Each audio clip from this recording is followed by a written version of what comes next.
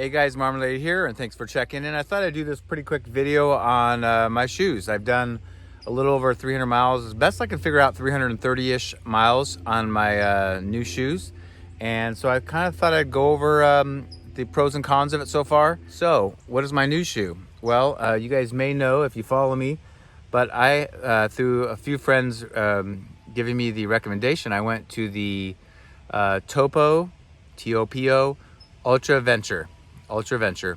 And here's a few pictures and videos of what it looks like.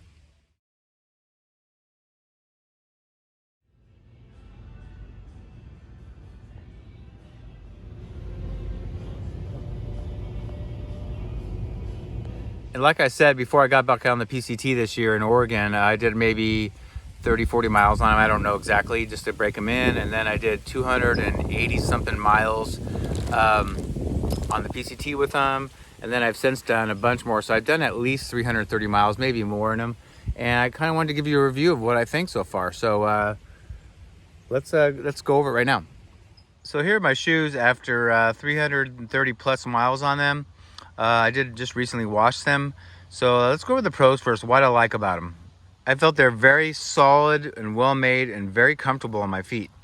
And obviously, you guys, you know, shoes are personal. So just because I like them or I enjoy them or even recommend them doesn't mean they're going to fit you. You know, we all have different kinds of feet. So make sure you do your due diligence and figure out what works best for you. But these I really enjoy. So yeah, I love the way they feel. One of the things I liked that the Ultras had a problem with is that there is no rock plate in the bottom. Shoes sometimes have a rock plate put into the rubber that helps when you're walking on smaller rocks, but these don't have a rock plate as far as I know. But I didn't feel the rocks through these shoes like I did on my Ultras, so that's a bonus. I could step on smaller, pointier rocks and it wouldn't hurt my feet. I actually like the color, believe it or not. I like a little bit of flash long, and I like the gray, especially when they get dusty and dirty. It kind of matches the color of the shoe. They also make it this gray upper, and they have a blue sole if you don't want this flashiness. So they make gray and blue, or gray and this lime green. One of the biggest benefits is it has a Vibram Soles. You can see the yellow logo in the middle. Vibram right there. And it was very grippy. I like that. It sounds silly, but certain shoes can grip the trail and the rocks and things you're walking on better than others. And this has a very good grip. I really enjoy this. And the Vibram sole is just a plus. It's much longer lasting than a regular rubber sole. And also, I like that, you know, when I did go through some river crossings and got them wet, they dried out pretty quick. They have some drainage ports and, you know, things like this, if you can see up close here. Drainage ports throughout the shoe helps the water get out of there and dry out. So yeah, they dried out very quickly. And lastly, for having 330 miles, I feel like the sole is not that worn. Let me interject a picture of the sole, a brand new one right here.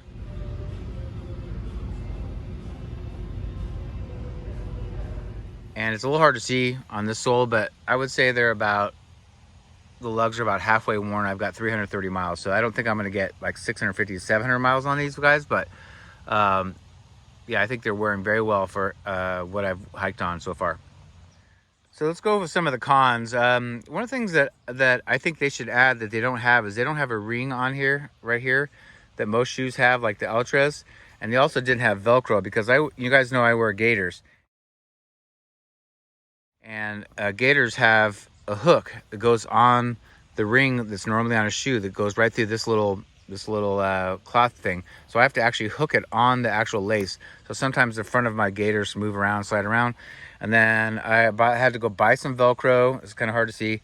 And some super glue, and I glued that on there. But you know, I've washed these shoes twice in the washer, and the Velcro's still on there. So, but yeah, I had to jerry rig it to be able to wear gaiters. So they should fix that. Next, and this really isn't the problem of the shoe, but it's not as comfortable as they were when I first got them. But that's every single shoe, including Ultras. I'm going to show you a picture of the heel, brand new, and then how it is now. You can see that the green part here, this part here is more collapsed. So that means that the rubber over 330 miles is sinking in and collapsing. So effectively, the stack height's not as high, so it's not as comfortable. But that's going to be normal in any shoe. So I have no problem with that with this. I'm just telling you that, you know, the shoe is not as comfortable as it was, but that's with every shoe I've ever had. With my Ultra Lone Peak 3.5s that I was using last year on my thru hike attempt, I mean, 350 miles in, my shoes were done. They weren't all the way worn out, but they were so uncomfortable, they're killing my feet. These still feel good, and they're almost 350 miles in. So I think I could get probably at least 500 or more miles on these before they would start hurting my feet. But yeah, so that's one of the negatives, but that's gonna be true with every shoe.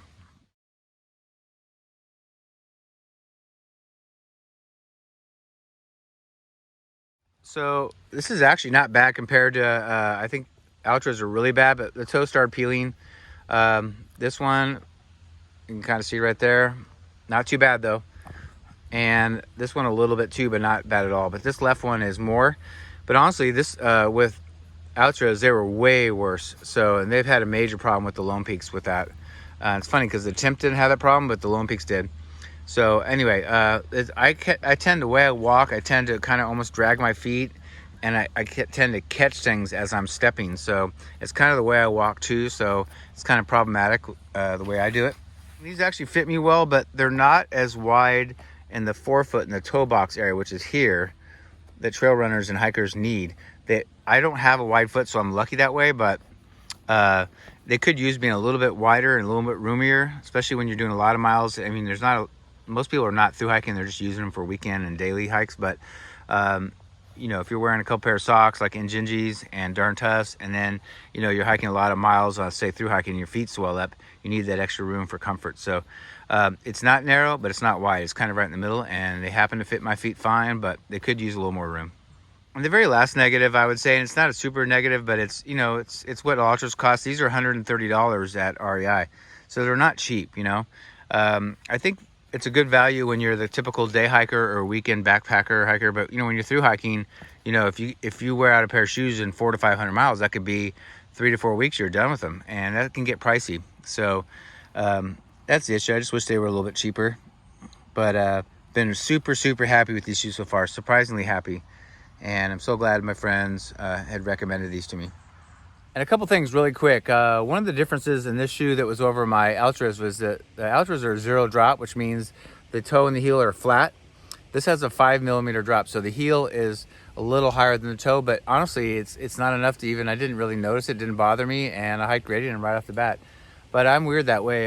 When I first got into the 0 drop Ultras years and years ago, when I started, like I said, in 2016, the people are like, you got to go just walk around your house and they're 0 drop, they're flat, you got to get used to them, blah, blah, blah. I just went out and started hiking on them, and I had no problem. Some people can have like muscles that ache and stress and Achilles and things like that because you're not used to hiking like that. But for me, it didn't bother me at all. So I just started hiking on them. So, it wasn't an issue for me.